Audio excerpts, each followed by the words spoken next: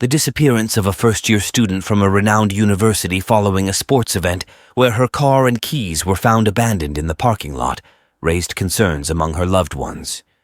Despite initial assumptions by the authorities that she had voluntarily left, her family and friends were convinced that a sinister event had taken place.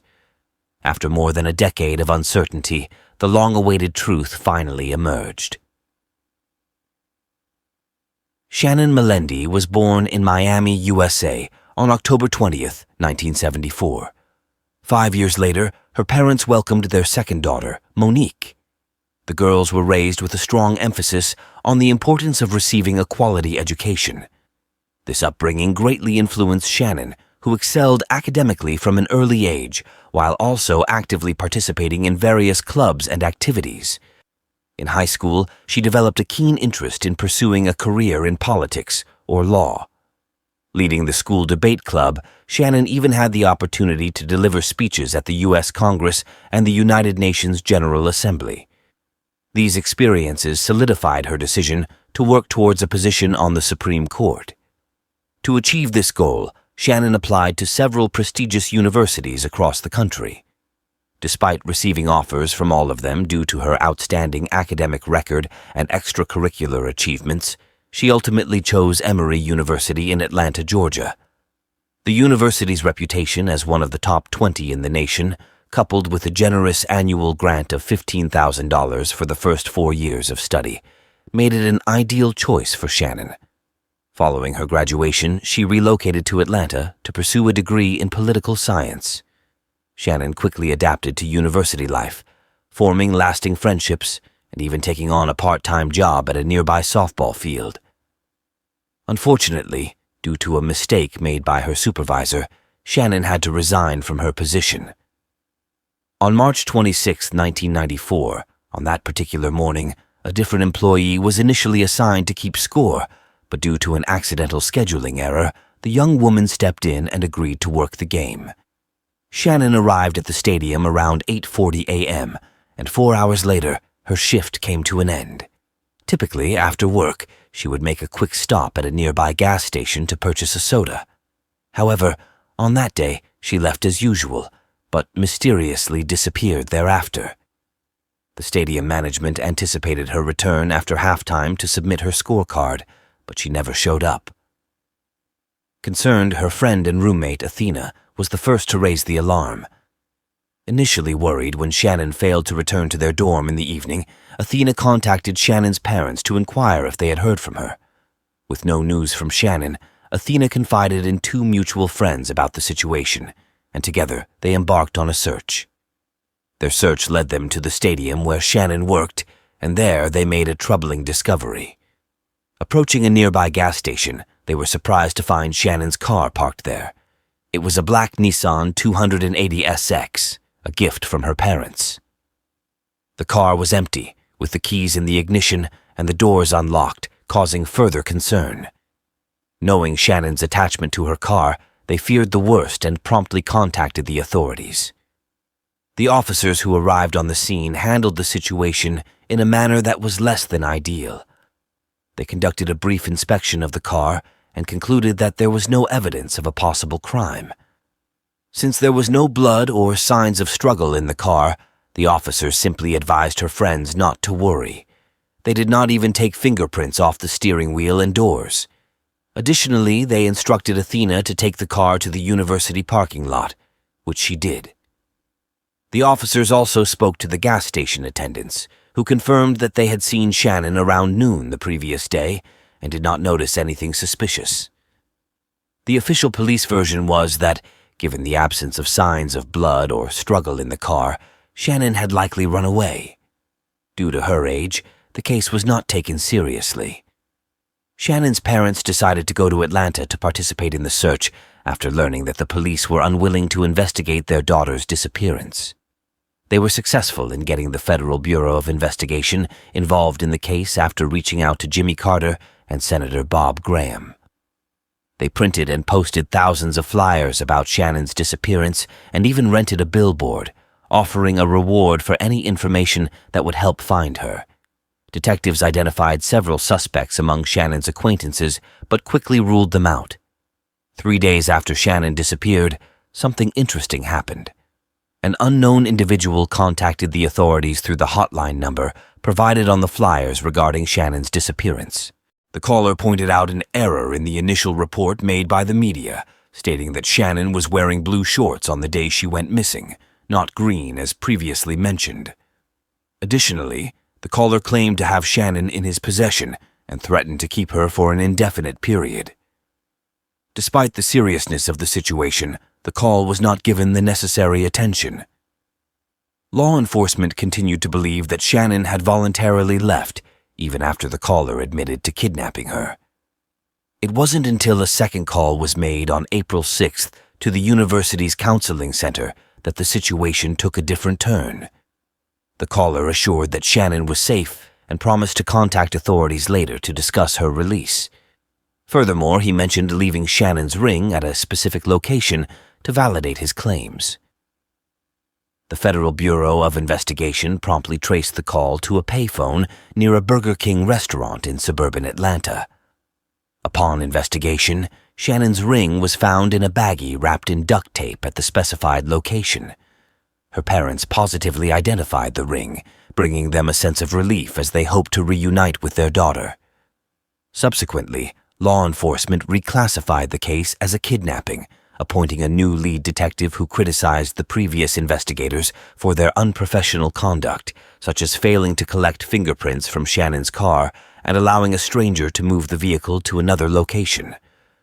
Afterwards, they also did very little, if anything at all, to investigate the case, as they believed the young woman had simply left and would return soon. With this in mind, investigators made the decision to start fresh and pursue every lead available.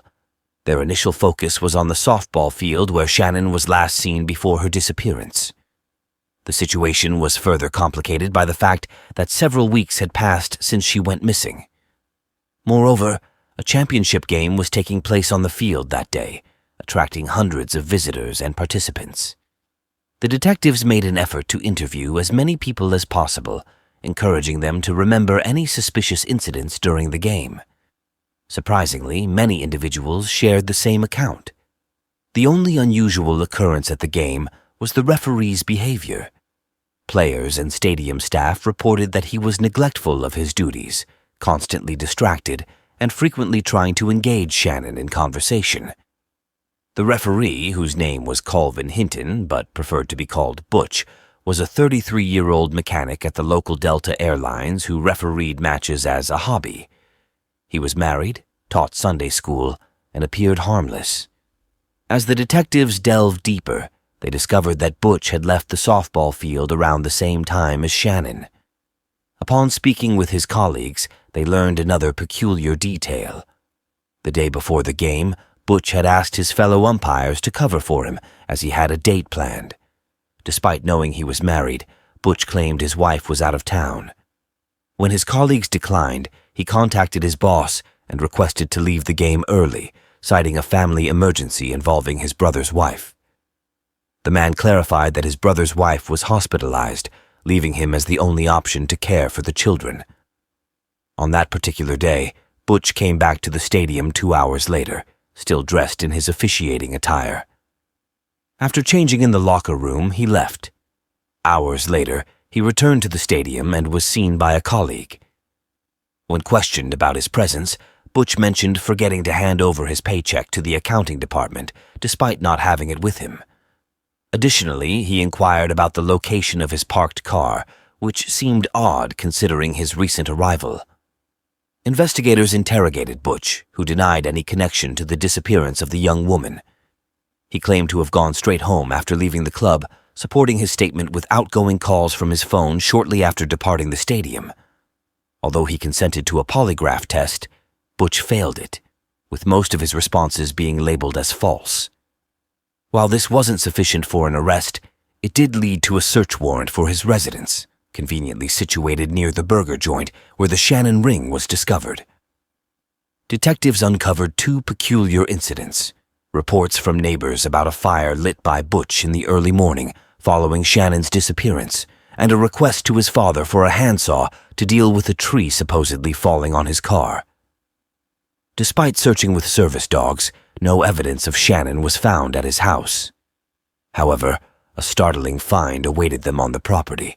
3 areas with disturbed soil containing numerous women's clothing items, shoes, a sleeping bag, and softball field scorecards. Carefully examined the unearthed garments, presented images to Shannon's parents, and determined that none of them belonged to the young woman. Butch himself claimed ignorance about the origins of the hidden spots on his property, assuming they were remnants from the previous owners of the house. The authorities found themselves in a difficult position. While many facts seemed to implicate Butch in Shannon's vanishing, there was no direct evidence against him.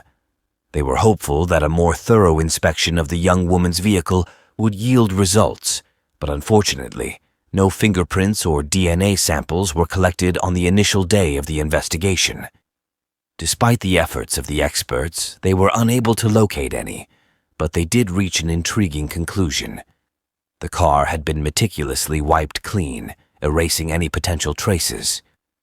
In a bid to gather concrete proof against Butch, one of the detectives uncovered a fascinating detail. Upon examining the bay where the Shannon ring was found, it was revealed that such items were not produced for general sale. Upon contacting the manufacturer, it was discovered that the sole purchaser of such bags in Georgia was Delta Airlines. The company confirmed that the bags were utilized by mechanics to store small airplane components. Notably, Butch was employed as a mechanic at that very company. Furthermore, the detectives combed through every detail so thoroughly that they discovered another small clue in Butch's vehicle. A fragment of the same duct tape used to wrap the pouch was found, with microscopic particles of the same metal detected on it. Analysis of the composition led to the conclusion that this compound was exclusive to the aviation industry. Despite these findings, the case remained unsolved for several months. Both the authorities and Shannon's parents were convinced of Butch's involvement in the young woman's disappearance, yet no concrete evidence could substantiate their suspicions. All the proof available was purely circumstantial. Upon learning of the suspicions surrounding the man, the airline promptly terminated his employment. Prior to this, he had boastfully joked with his co-workers about being a suspect in a woman's kidnapping case.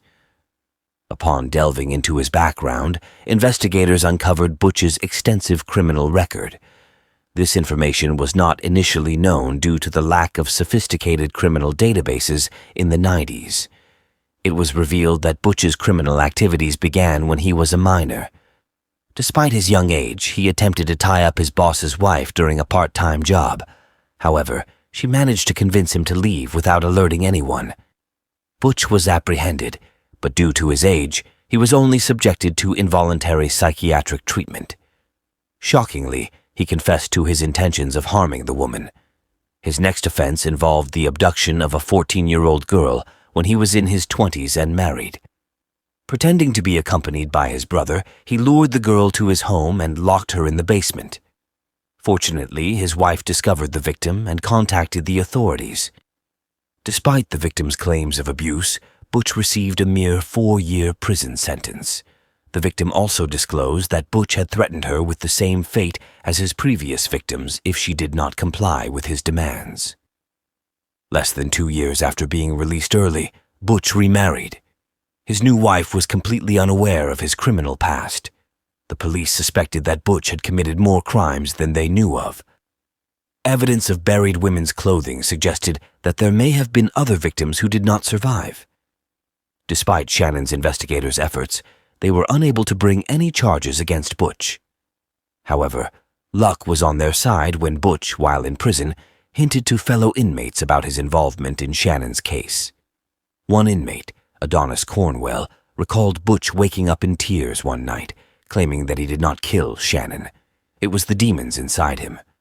Butch even asked about the chances of being convicted of murder without the victim's body being found. Another inmate revealed that Butch confessed to leaving the softball field with Shannon and criticized the police for not properly examining her car. He chillingly mentioned that Shannon's body would never be found as it had been scattered in the wind. This crucial testimony, along with other circumstantial evidence, finally led to Butch's arrest in August 2004 for kidnapping and murder charges related to Shannon's case. It was believed that Butch saw Shannon at a gas station, lured her into his car, and then threatened her to drive to his house, possibly using a knife as he had in previous crimes. Subsequently, he confined her in the residence and then proceeded to the stadium, leaving the young lady's vehicle at the gas station. He left the keys in the ignition, removed all fingerprints, and departed. Upon his return home, he could have mistreated the young woman, ended her life, and disposed of her remains. A small number of individuals have faith in the court's ability to convict. The saying, "no body, no case," is widely recognized, and in most instances, it holds true. Demonstrating that an individual committed a homicide without the victim's body is exceedingly challenging. Up to that point, there had not been a single instance in Georgia where a court had convicted someone without a body. Nevertheless, investigators made significant efforts to extract as much information as possible from the circumstantial evidence available. They even brought inmates to the trial who had overheard allusions to Shannon's murder from Butch. He vehemently maintained his innocence, and following the trial, the jury deliberated for 3 full days without reaching a verdict. Eventually, they reached a decision and declared Butch guilty of murder. Consequently, he received a life sentence from the court. At the time, he was 43 years old, and theoretically, he was supposed to spend the remainder of his life incarcerated. However, there was one troubling detail. The perpetrator was entitled to apply for parole every 7 years, as per the laws in effect at the time of the crime. Butch attempted to contest the court's ruling, but his efforts were in vain. 2 years later, in 2006, an unexpected turn of events occurred. He chose to admit to the murder. His account closely mirrored that of the prosecution. He encountered Shannon in the parking lot and proposed they grab a meal at Burger King. Shannon accepted and they drove there in his vehicle. After having lunch, they headed back to the field. However, Butch missed the correct turn, halted the car, and claimed to have a leg cramp. He requested Shannon to drive and move to the back seat. It was there that he produced a premeditated knife and threatened to compel the young woman to drive to his residence. Butch restrained her and assured her that he had no intention of causing harm. He simply wanted to sell her vehicle before releasing her. Despite being tied up, she remained composed and did not attempt to raise an alarm or resist, allowing him to leave her in that state.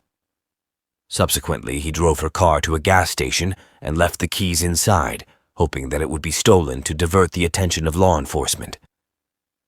After meticulously erasing any potential fingerprints, he returned home, mistreated Shannon, and then left for the cinema with his nephews and their parents, using the outing as an alibi. Upon his return, he mistreated her again, promising to set her free once he had sold her car. As he began to comprehend the severity of his actions, he struggled to determine his next course of action. Eventually, he strangled her in her home, claiming she was asleep at the time and that it happened swiftly. He deliberated for hours on how to dispose of the body, ultimately opting to burn it in a large fire. Following this, he attended a church service, returning home to find that the fire had obliterated any evidence. He attributed his confession to the overwhelming burden of guilt, although his actions cast doubt on his sincerity. Notably, he made misleading calls to authorities claiming the victim was alive, even after disposing of her remains. Additionally, he planned to abduct another woman, his wife's close friend, on the same day his wife was away, but the friend's refusal averted a tragedy. Is it possible to consider any feelings of regret and remorse on the part of Butch? Furthermore, he claimed that the fire had completely incinerated the body within a few hours, a statement that seems highly unlikely. Upon returning from church, Shannon was nowhere to be found. Allegedly, he waited for the ashes to cool, collected them, and disposed of them on the railroad tracks. It is probable that he fabricated this story and actually buried the remains, including the bones, elsewhere. The only plausible explanation is that Butch realized he may never be released and decided to feign remorse. However, revealing the burial site could have impacted his sentence and hindered his chances of seeking parole. Despite evidence of fuel found by experts, He continues to claim that the fire was caused by a broken vacuum cleaner. Currently incarcerated, his next parole hearing is scheduled for 2025, when he will be 64 years old. Shannon's parents are determined to prevent his release. Investigators are left wondering whose possessions were buried in Butch's backyard and if he may have been involved in the deaths of other young women, possibly numbering in the dozens. On the morning of July 14, 1974, the peaceful farming community of Fairfield in southwestern Ohio was greeted by a radiant Sunday. However, this seemingly ordinary day took a tragic turn for 71-year-old Ruth Donch, a beloved resident of the area. Inside her home's front door, Ruth was discovered lifeless on the floor, a garden axe cruelly embedded in her head. The question that haunted everyone was, who could have committed such a heartless crime? What could have motivated the choice of Ruth, a 71-year-old woman, as the victim? Fairfield Township, Ohio, is a serene and tightly knit community nestled in the heart of southwestern Ohio. Its modest population cherishes a peaceful way of life, and the tranquil environment it offers is truly captivating. The vast farmland that stretches across the township adds to its breathtaking beauty. Normally, the overall calmness of the area extends a warm and inviting welcome to both locals and visitors. However, this community was shaken to its core when Ruth Donch was tragically murdered in 1974, leaving its residents in a state of shock. Ruth M. Donch, born in 1902 and a native of Ohio, lived a simple life alongside her husband, Paul J. Donch, in Fairfield Township. As the esteemed principal at Hayes Elementary School, she found fulfillment in her role within the community. Ruth's life was characterized by its lack of controversy and remained a relatively unknown tale, shared only among her closest associates in the tight-knit Fairfield community. In 1973, tragedy struck when her husband, Paul, passed away at the age of 74. At 70 years old, Ruth was left to navigate life alone. Following her husband's death, she took on the responsibility of managing their 18-acre property, which had several tenants. Little did she know that just 1 year after her husband's passing, at her advanced age, she would face a fate far more terrifying than she could have ever imagined.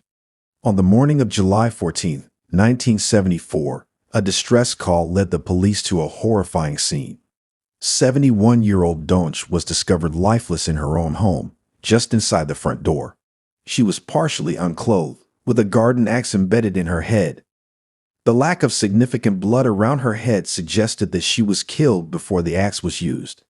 Despite a thorough investigation, no new clues emerged to help move the case forward. Ruth Donch seemed to be an unfortunate victim of a senseless act of violence. The police struggled to find any connections or motives that could explain why she was targeted in such a brutal and unprovoked manner.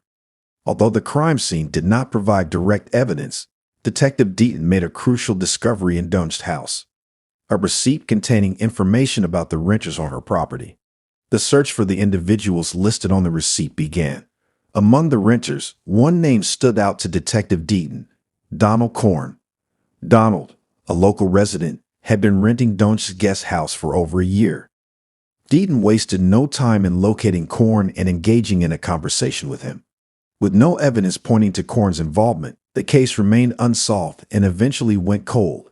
5 months later, in December 1974, an incident occurred roughly 130 miles southwest of Fredericksburg Township in Jeffersonville, Indiana, putting the police on high alert once again. This time, it involved the case of 54-year-old Dorothy Hendren. It was shortly after dinner, and Dorothy was at home, enjoying a moment of relaxation in her chair while watching TV. Little did she realize that this seemingly ordinary evening was about to take a terrifying turn. Out of nowhere, her head was forcefully pulled back, and a knife was pressed against her throat. Despite her pleas for mercy, the intruder callously ignored her pleas and subjected her to a traumatic violation. In a critical moment, Dorothy made the decision to play dead, hoping to protect her life from the heartless intruder. She lay motionless as the intruder, believing her to be lifeless, proceeded to search the house for valuable items before eventually leaving. Summoning all her strength, Dorothy discreetly reached for the telephone and dialed 911. By the time the police arrived, she had already been rushed to the hospital for medical attention. The forensic department arrived at the scene and collected any available evidence, including scattered hair and blood samples found on the floor and chair. Detective Ron Kemp of the Jeffersonville Police Department now faced an anxious wait, hoping for Dorothy's recovery. Fortunately, Dorothy Hendren survived the horrifying ordeal. She provided a detailed description of the intruder and recounted the harrowing events of that night. Despite her cooperation, the police department had no leads to match the description given by Dorothy, leaving the case at a standstill. However, the Jeffersonville police remained determined to uncover any new evidence that could lead them to the ruthless intruder. Their perseverance paid off on January 27, 1975, when a breakthrough finally occurred.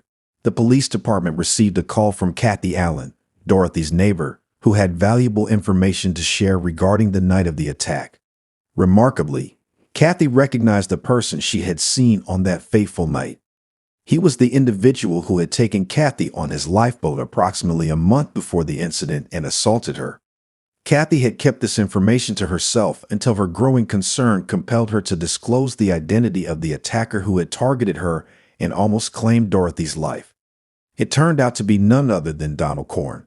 Equipped with this crucial information provided by Kathy Allen, the police promptly took action and apprehended Donald Korn, placing him in a jail cell in Indiana.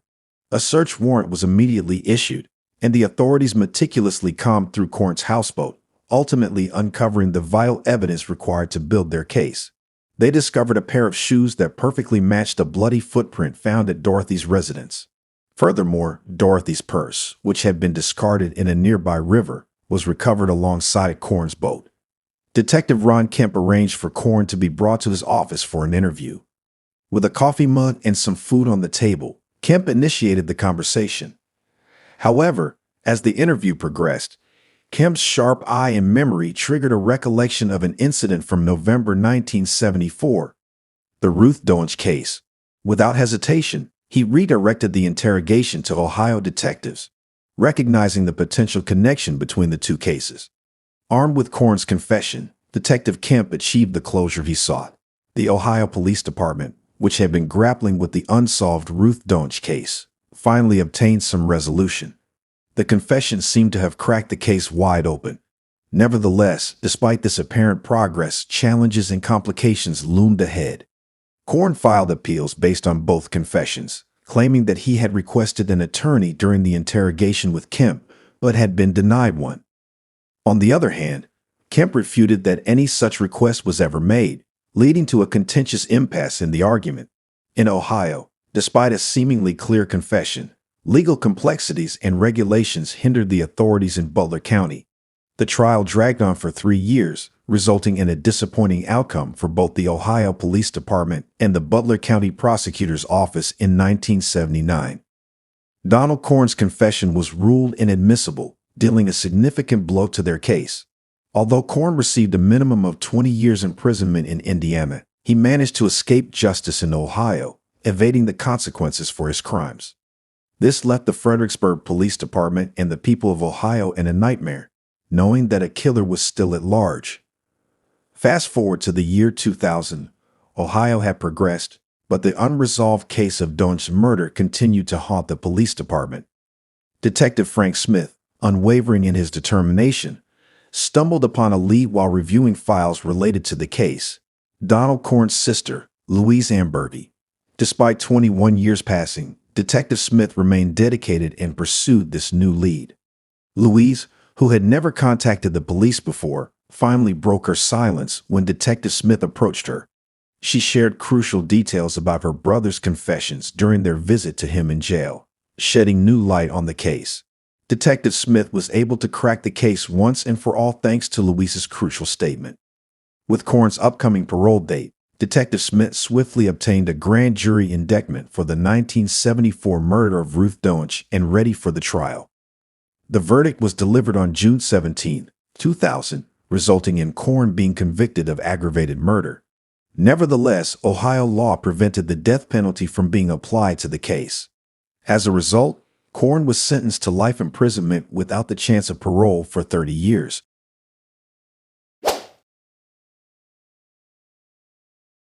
The quaint town of Tustin, California, bore witness to the hopeful beginnings of a new family with 20-year-old Diana Green and her 21-year-old husband, Kevin Green.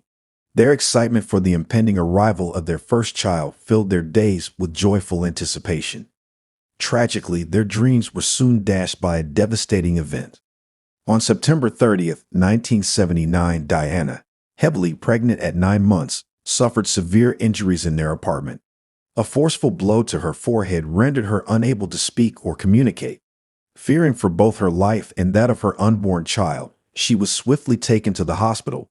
Despite efforts, medical professionals could not detect any signs of life in the baby, declaring it stillborn. The question remained, who could be behind this cruel act? Was it fueled by hatred or perhaps a deeper motive? Tustin, California, is a quaint town with a storied past, renowned for its lively orange groves that once dominated the area, earning it the moniker the City of Trees. As time passed, Tustin evolved into a thriving community that retains its small-town charm while providing residents with a comfortable and convenient lifestyle. Its close proximity to major attractions in Southern California and its warm, family-oriented environment make Tustin an appealing destination for both living and visiting. Additionally, Tustin is recognized as one of the 25 safest places in the United States for families, further enhancing its already charming reputation. Unfortunately, the safety and security that Tustin is known for did not extend to the Green family, whose promising life was tragically shattered beyond repair. On the final Saturday of September 1979, Diana and Kevin were at home, enjoying the movie together. Kevin encountered a long line of cars at the drive-thru, waiting patiently for an additional 30 minutes. Upon finally receiving their food from the hamburger stand, Kevin returned home only to find evidence of a break-in. Discovering his wife with a head injury that seemed to be from a gunshot, Kevin acted swiftly, immediately dialing 911 for urgent assistance. Diana was swiftly taken to the hospital, where a medical examination revealed that her wound was not from a gunshot, but from blunt force trauma. The pregnant mother, in her 9th month, fought for her life for 8 grueling hours in the emergency room. Despite her valiant efforts, she tragically succumbed to her injuries. With the baby nearly at full term, doctors performed an emergency cesarean section. Despite their best efforts, the devastating outcome was that the baby was stillborn and Diana slipped into a coma. During his wife's difficult hospitalization, Kevin remained steadfast by her side, praying for her recovery. Meanwhile, the Tustin Police Department initiated an investigation to uncover the truth behind the incident. Their primary focus was on meticulously examining Kevin's statements. Detective Steve Foster reached out to the Greens' neighbors to inquire about any unusual occurrences on the night of the attack or if they had witnessed any suspicious behavior.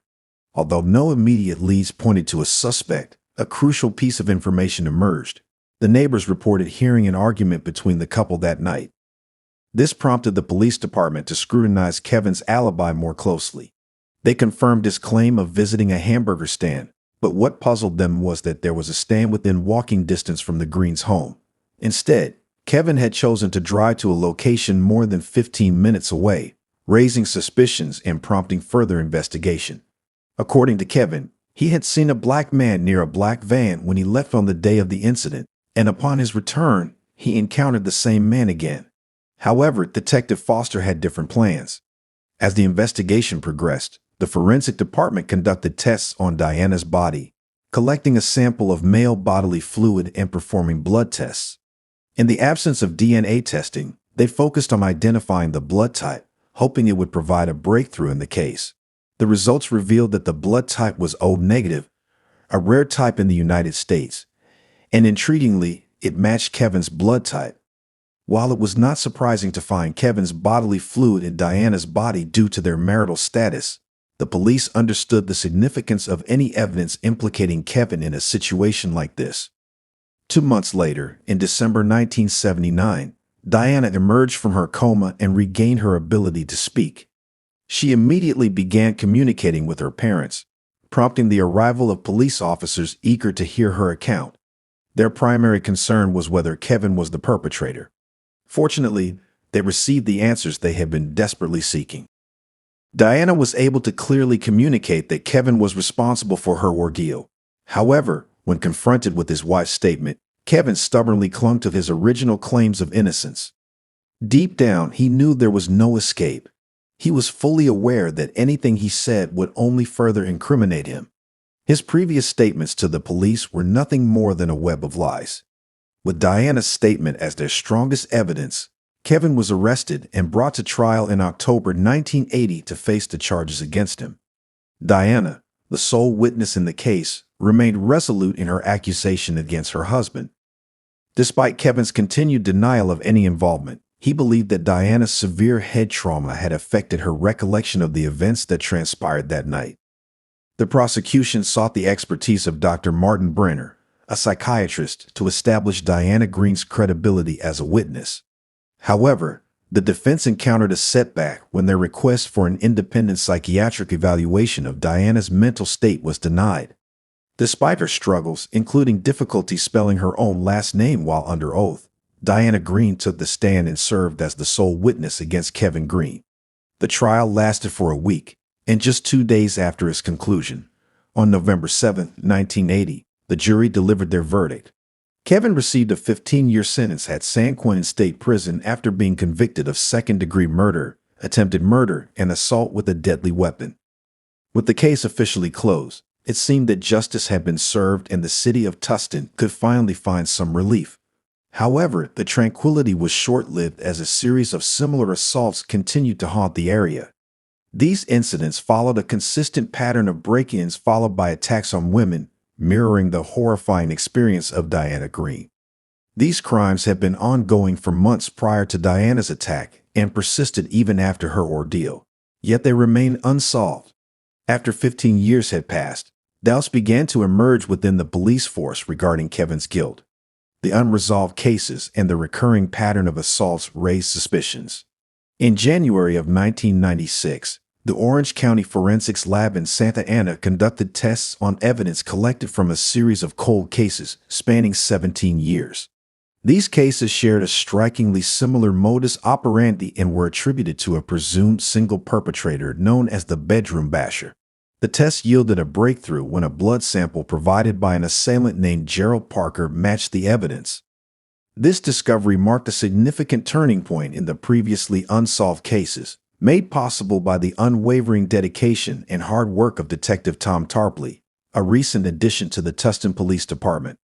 Following this breakthrough, the tests were expanded to 3 other cases believed to be the work of the bedroom basher. Once again, the results confirmed the growing suspicion that they were dealing with the serial killer, Gerald Parker. Detective Tom Tarpley, driven by a determination to uncover the truth, delved into the details of Diana's case. His goal was to determine whether Kevin was the right person behind bars or if the true culprit was indeed Gerald Parker. In the course of his investigation into Parker's background, he uncovered that Parker was a former Marine with a history of run-ins with the law, including a previous incident involving the abduction and assault of a 13-year-old girl. It was time for a meeting with Parker to finally obtain the necessary answers to bring closure to the situation. The truth emerged. Kevin Green was innocent. Subsequently, on June 17, 1996, Tom Tarpley met with Kevin, who had been incarcerated for 16 years for a crime he did not commit. Kevin Green was eventually exonerated and walked out of prison a free man. Despite Kevin's release, Diana remained firm in her belief that he was the one who attacked her, although she acknowledged that Parker might have played a role in some way. Kevin admitted to past arguments and altercations with Diana, but insisted that he was not involved in the incident that night. Nevertheless, Kevin was acquitted of all charges, while Parker was sentenced to death. Additionally, in October 1999, Governor Gray Davis awarded Kevin $620,000 in compensation for the unjust years he spent in prison.